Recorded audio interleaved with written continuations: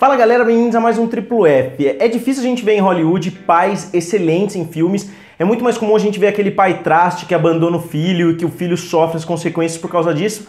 Mas, em homenagem ao Dia dos Pais, eu decidi fazer uma lista com os 10 melhores pais da história do cinema. Se vocês quiserem, vocês podem ver minha lista sobre as 10 piores mães da história do cinema, que também está aqui no canal. E antes de mais nada, não esqueçam de curtir o vídeo e se inscrever no canal, que ajuda bastante. Então vamos lá!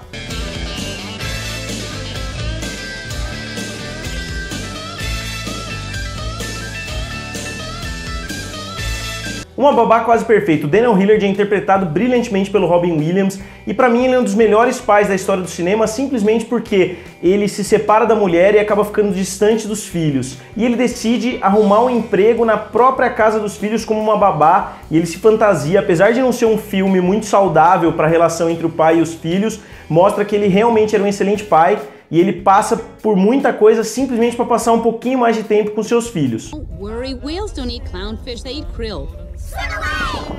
Oh look, krill! Procurando Nemo, no excelente filme da Pixar de 2003, a gente vê o Marlin, que é o peixe palhaço pai do Nemo, atravessando literalmente os 7 mares, brigando com tubarões e fazendo de tudo para recuperar o seu filho, e é uma história muito boa e a relação entre os dois é muito interessante. Want the boy. You try it. Kill him!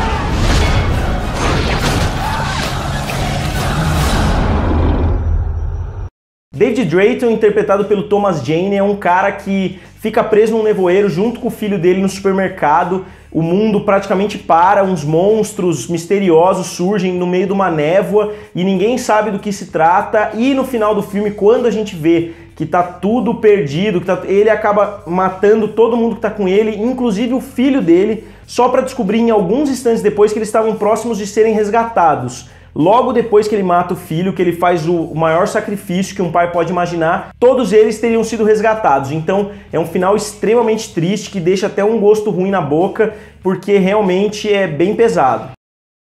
Fire! Fire inside you. They're not gonna quit. A Estrada, um dos meus filmes favoritos, que conta a história de um homem e de um filho. Os dois não tem nem nome no filme e eles vivem num mundo pós-apocalíptico e o pai faz de tudo para manter o filho vivo, mesmo depois da mãe abandonar eles numa situação terrível como essas. O homem é interpretado brilhantemente por um dos meus atores favoritos, que é o Viggo Mortensen, o que é para mim numa das melhores atuações da década, na minha opinião. Don't ever let somebody tell you. A Procura da Felicidade, Chris Gardner, interpretado pelo Will Smith no filme A Procura da Felicidade, é simplesmente o pai perfeito. Ele tenta criar uma vida nova, ele é um empreendedor com muita ansiedade para fazer dinheiro, para se dar bem na vida, e mesmo assim ele consegue tomar conta do filho dele. Ele passa por enormes dificuldades durante o filme todo, e é muito legal porque o filho dele é o Jaden Smith, que é o filho dele na vida real, então eles têm uma química muito boa em cena, e como o filme é baseado em fatos reais, ainda traz uma camada extra a todo esse drama.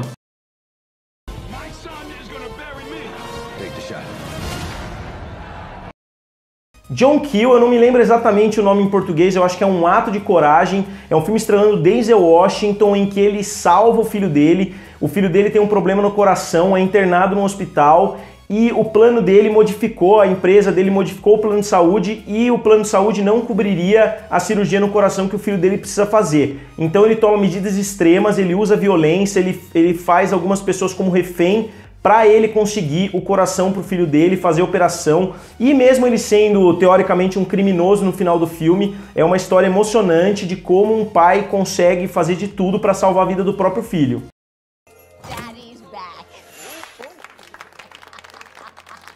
Depois eu coloquei uma escolha que eu pensei bastante mesmo, e eu coloquei o Arthur Weasley da saga Harry Potter, que é o pai do Ron Weasley e dos outros 20 Weasleys lá. A família deles é simplesmente enorme, e mesmo assim ele é um cara extremamente tranquilo, ele é um cara que consegue sustentar toda a família dele e ainda adota, entre aspas, o Harry, que como todo mundo sabe é um órfão, e ele acaba se tornando praticamente o 8º filho da família Weasley, porque a Molly e o Arthur tratam ele realmente com muito carinho durante toda a saga. E, além de tudo, ele é um dos maiores aliados em todos os momentos, ele tá junto com o Harry. Well, that was a fun day, wasn't it? Oh, yeah.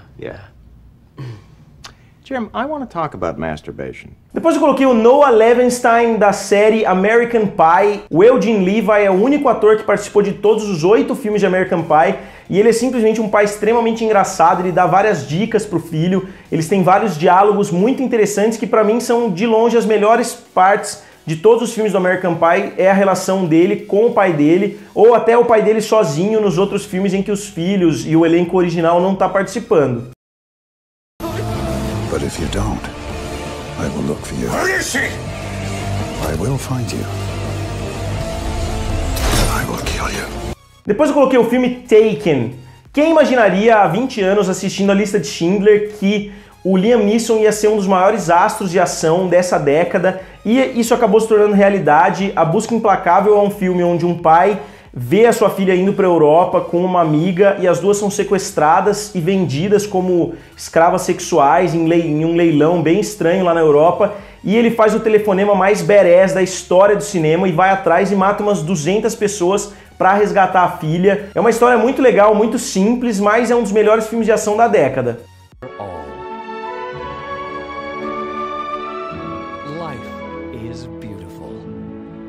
E por fim eu coloquei o filme A Vida é Bela, do Roberto Benigni. É um filme extremamente triste, extremamente pesado, começa quase que como uma comédia romântica e a gente vê que a Segunda Guerra Mundial explode e o Roberto Benigni está na Itália, ele é capturado e mandado para um campo de concentração onde ele é separado da mulher e ele fica junto com o seu filho.